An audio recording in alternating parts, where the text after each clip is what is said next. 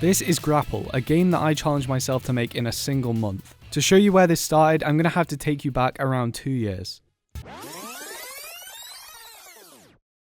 When I first started making games, I really wanted to make a parkour game.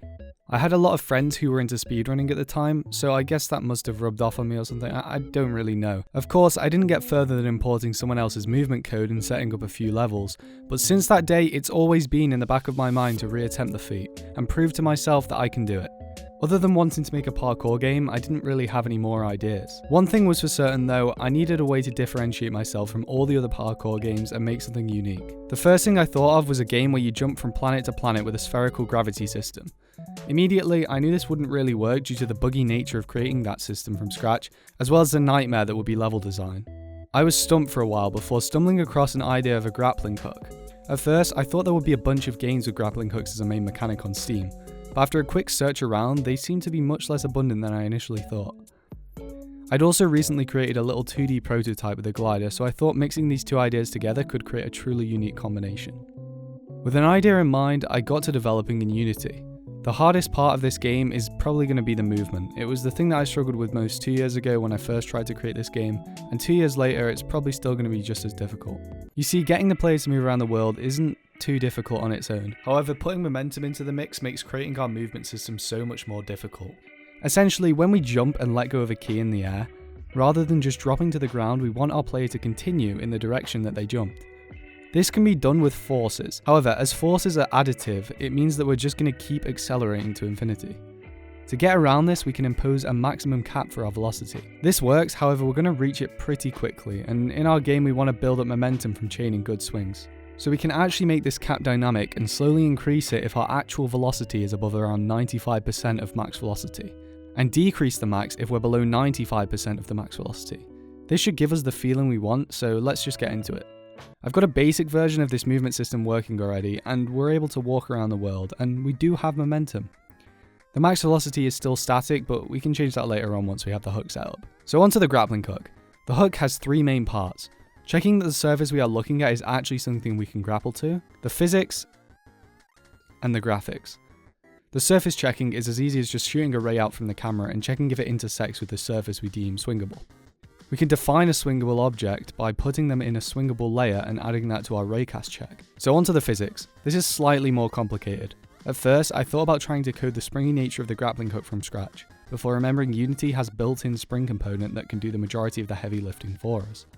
I coded up a quick prototype, however it didn't feel snappy enough, so I added a force along the spring's vector and things felt much more snappy. The last part of the hook is the graphics. I threw in a placeholder grappling hook model so I could gauge how things would look, and a few months prior to this project I saw this post by Will where he made an awesome grappling hook animation, so I attempted to recreate this myself. The basic idea is that you can split the line into a set amount of chunks and we apply a sine-based animation curve over these points. I initially tried to implement this by myself, but due to my limited knowledge of animations / having a chimp brain, I failed miserably. And it turns out Afax had actually created a tutorial on it and was unlisted on his channel, so once going through his tutorial and with a little help from him, I had this animation in the game. I can't express how excited I was for the project once I saw this animation. I managed to convince him to make this video public again if anyone is interested. The next thing I want to work on is the glider. To start off, I modeled a temporary glider to match the hook and pulled it into Unity. When adding the basic glider functionality, I struggled to find what I actually wanted in terms of a glider. However, after a lot of iterations, I felt adding some up thrust plus a slight forward thrust felt the best. To finally top off the glider, I added this unobtrusive UI. The movement was now all done, apart from our velocity cap still not being quite how I wanted it.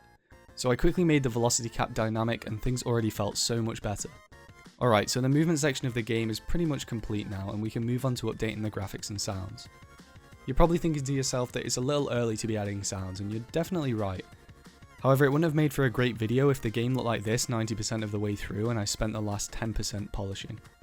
So I intentionally created a vertical slice of my game and kept expanding each feature until we had the complete game. As I'm making everything for the game myself, sounds are no exception. The footstep sounds were made by stamping on this wooden board I had, the impact sounds were a combination of a jump as well as a shake of this odd looking cereal bag. Finally, I added some grappling sounds. At this point, I was around halfway through the challenge, so I thought really I should start creating levels. You see, ultimately I wanted around 9 levels in the game, and just like in my game Exhausted, there will be 3 levels per area. So needless to say, I needed to start designing. As in today's landscape, it's not easy to create an original parkour game without being called out for trying to copy someone else because your games share common features such as running and jumping. I thought it was about time to add a new hook into the game. I came up with this spear, and although it literally makes no sense whatsoever, it fits pretty well. To aid with the spear's charm, I also added some speed lines that grow bigger and brighter depending on the player's speed.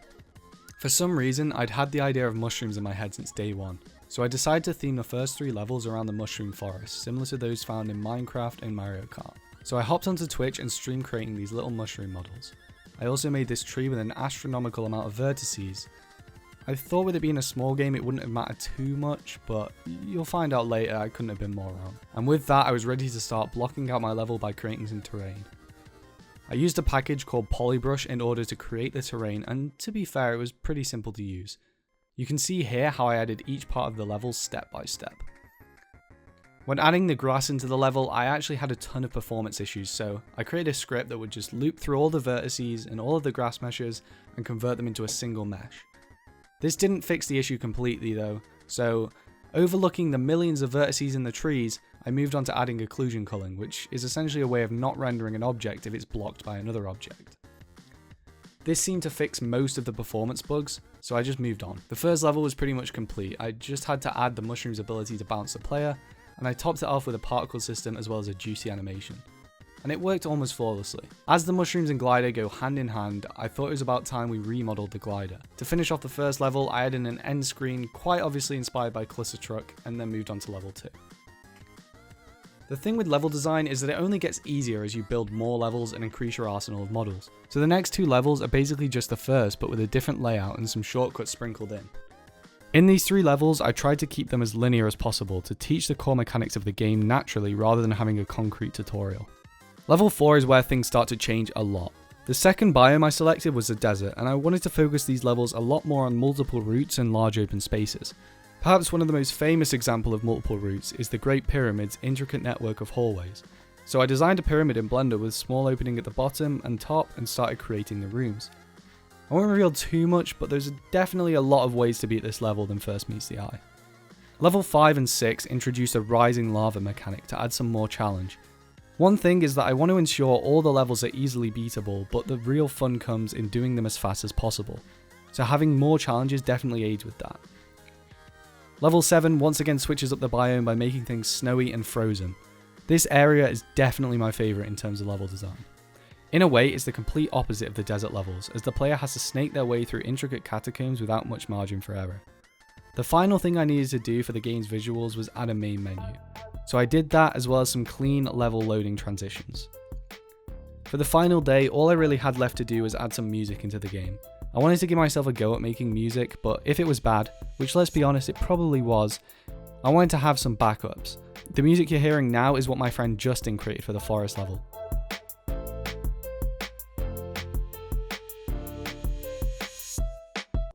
What you're hearing now is what Doorbell Prod created for the desert levels.